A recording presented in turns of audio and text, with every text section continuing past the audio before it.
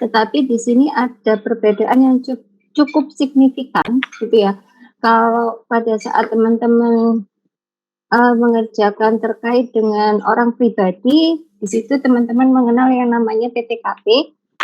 Nah, untuk PPh badan itu tidak ada PTKP, tetapi yang ada adalah fasilitas. Ya, jadi yang ada bukan PTKP tetapi fasilitas di sini.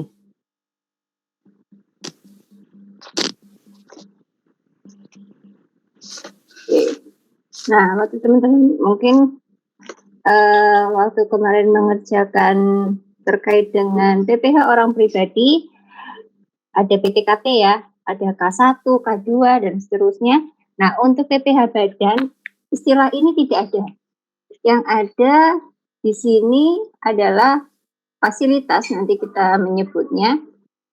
Jadi untuk PPh badan, kita tetap kembali ke PPh pasal 17, di mana untuk WP badan dalam negeri, tarif yang ditetapkan hanya satu, bukan tarif progresif seperti orang pribadi ya, yang 5%, 15%, 25%, dan 30%. Nah, untuk yang PPh badan tarifnya hanya satu, yaitu sebesar 25%. Tapi ada ketentuan lain selain pasal 17 merujuk ke surat edaran SE 66 PJ tahun 2010 di mana terkait dengan PPh badan itu dibedakan menjadi 3. Yang pertama, peredaran bruto di bawah 4,8 miliar akan mendapatkan potongan 50%. Oke, jadi kalau peredaran brutonya di bawah 4,8 maka ada potongan 50%. Atau tarif yang digunakan adalah 12,5%. Dapat dari mana 12,5%? Dapatnya dari 50% dikalikan 25%. Tadi ya, tarif PPh badan pasal 17 kan 25%. Nah, kalau peredaran brutonya dalam 1 tahun kurang dari 4,8 miliar, maka ada pengurang lagi 50% atau dikalikan lagi 50%. Jadi separuhnya. Oke, bisa dipahami dulu di sini? Atau masih ada yang bingung? Terkait peredaran bruto di bawah 4,8?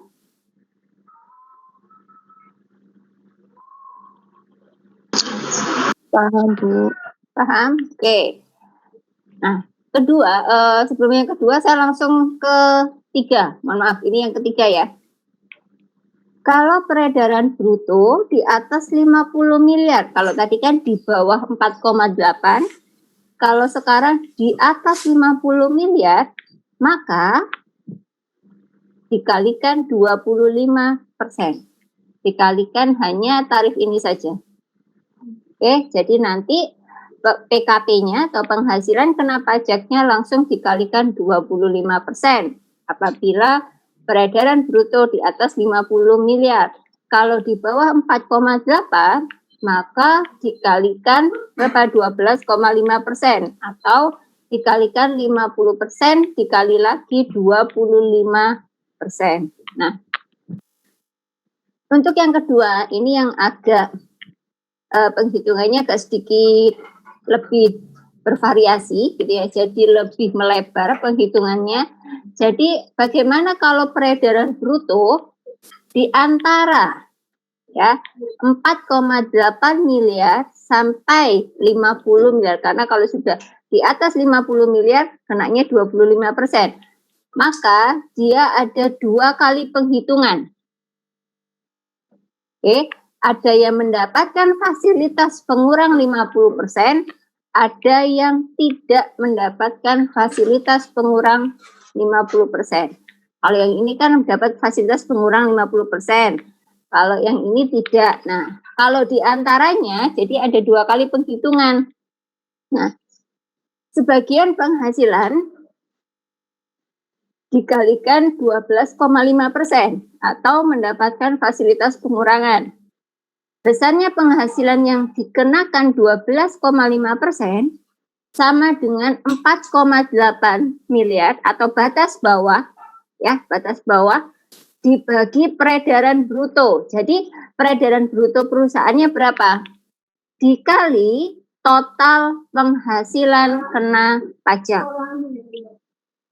Kalau sudah ketemu baru dikalikan 12,5%. Nah, bagaimana untuk yang tidak mendapatkan fasilitas? Maka sebagian penghasilan kena pajak lainnya dikalikan 25%. Besarnya PKP yang dikalikan 25% adalah total penghasilan kena pajak dikurangi penghasilan yang mendapatkan fasilitas pengurangan.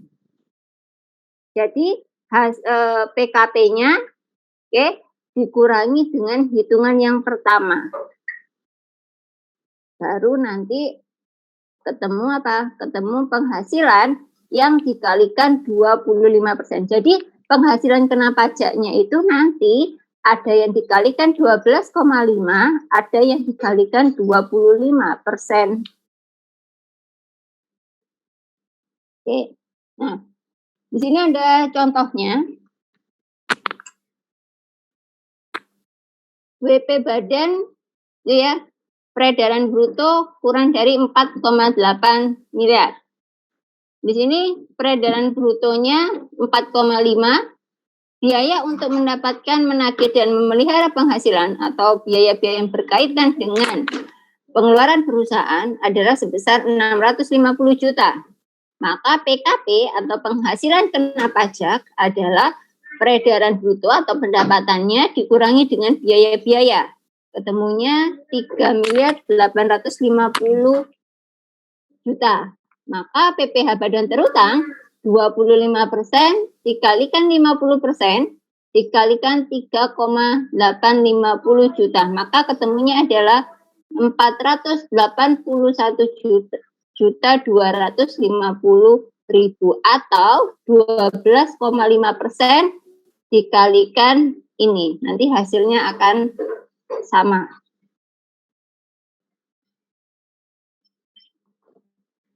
Bisa dipahami dulu? Bu. Atau masih ada yang bingung? Oke ya, oke. Nah, untuk yang kedua kita skip dulu. Sekarang yang ketiga. Bagaimana dengan yang peredaran brutonya di atas 50 miliar? Caranya sama. Peredaran bruto atau pendapatannya selama 1 tahun, teman-teman kurangi dengan biaya atau bebannya, ya. Di sini kebetulan peredaran brutonya adalah 100 miliar, ya, di atas 50 miliar, ya. Dikurangi 65 miliar, maka PKP-nya adalah 35 miliar.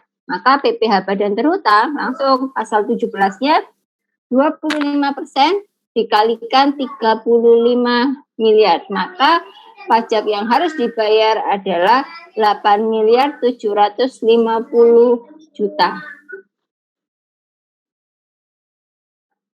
Oke, jadi intinya adalah teman-teman harus tahu dulu peredaran brutonya berapa selama 1 tahun.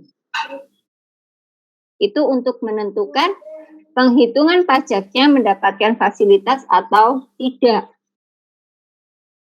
Nah, bagaimana dengan yang ini? Peredaran bruto di antara 4,8 miliar sampai 50 miliar. Contohnya, peredaran bruto PTY dalam tahun pajak 2013 sebesar 30 miliar. Benar ya, berarti dia berada di posisi ini. Dengan penghasilan kena pajak sebesar 3 miliar. Jadi sudah ketahuan PKP-nya 3 miliar. Maka besarnya PPh terhutang oleh PTY adalah sebesar, silakan teman-teman hitung dulu. Saya kasih waktu 10 menit. Dicoba dulu. Jadi peredaran brutonya 30 miliar, PKP-nya sudah ketahuan langsung 3 miliar. Masukkan hitungan ini ke dalam ini. Poin pertama dulu, setelah itu baru poin kedua.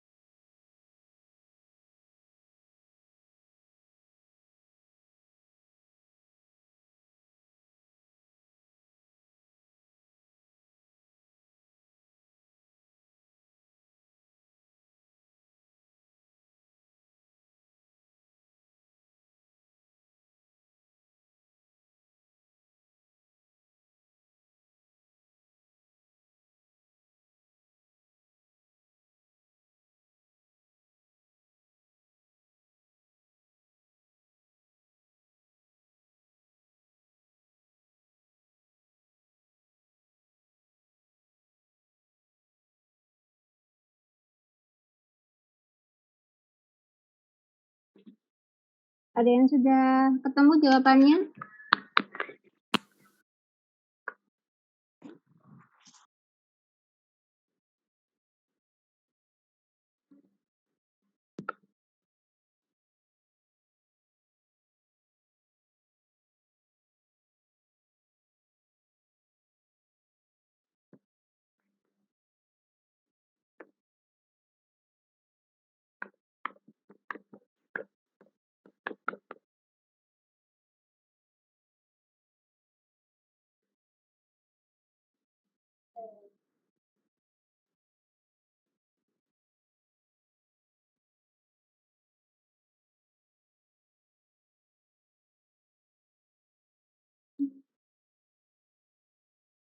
Ayo, ada yang sudah ketemu belum? 795 juta. 690 juta. 990 juta. Mbak Vero ya? Iya, Bu, 790 juta. Saya bingung. Siapa dia jawab? Mbak Vero tadi ini. Iya, Bu.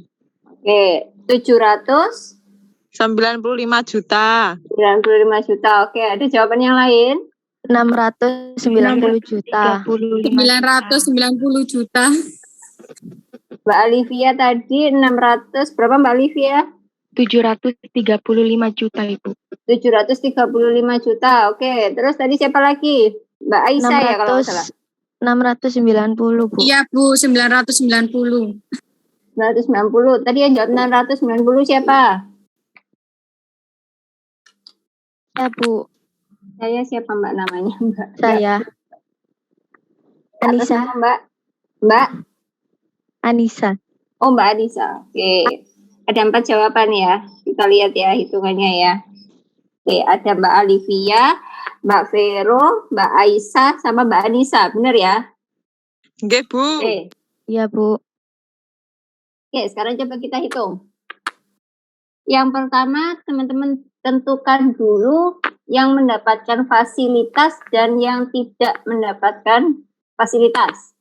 Ya, berarti di sini saya tulis yang kita hitung dulu yang mendapatkan fasilitas. Oke, yang mendapatkan fasilitas berarti tadi kan kita hitung rumusnya adalah 4,8 miliar atau batas bawah, gitu ya, dibagi peredaran bruto. Peredaran brutonya berapa? 30 miliar. 30 miliar 30 miliar. dikalikan PKP, gitu ya, dikalikan 3 miliar. Berarti di sini 4,8 miliar, nolnya saya singkat ya, dibagi berapa? 30 miliar dikalikan 3 miliar. 3 miliar. 3 miliar. Oke, ketemunya berapa? 480 juta. 80 juta. 480 juta. Oke, dari sini dulu paham? Paham, Bu. Yang kalau tulisannya jelek ya, karena enggak biasa nulis di sini. Nggak apa-apa, Bu. Oke, sekarang ini kita sudah dapat yang fasilitas. Sekarang kita hitung yang non fasilitas atau NF ya. Kita singkat. Berarti kan PKP-nya adalah 3 miliar. Kita kurangi dengan 480 juta yang mendapatkan fasilitas kan? 480 juta. Ketemunya berapa? 2.520. 2 miliar 520. 520. Oke. Oke, dari sini dulu paham? Paham, Bu. Paham, Bu. Oke. Baru kita hitung PPh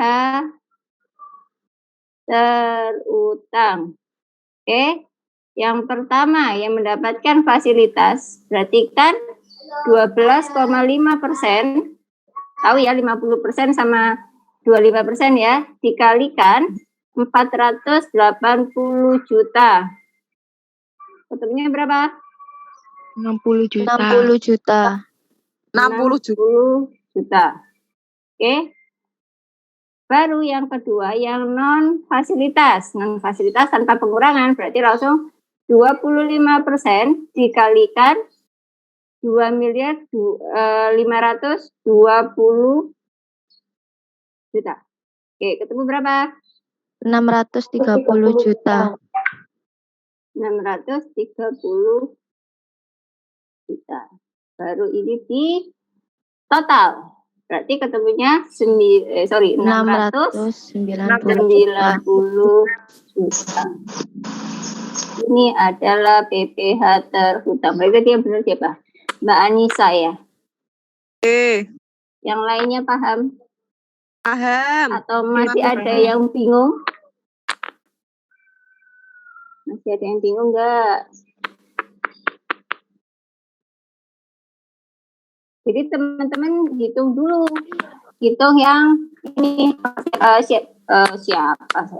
Yang mendapatkan fasilitas berapa, yang tidak berapa. Baru nanti bisa dihitung PPh terhutangnya.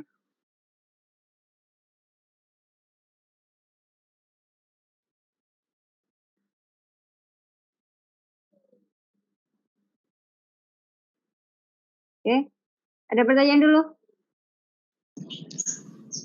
Belum, Bu. Belum? Oke. Belum. Kalau belum ada pertanyaan, berarti saya anggap sudah paham. Silakan kerjakan tugasnya. Ya, silakan kerjakan tugasnya. Lebih baik dikerjakan sekarang, walaupun nanti batasnya masih sampai jam 9 ya.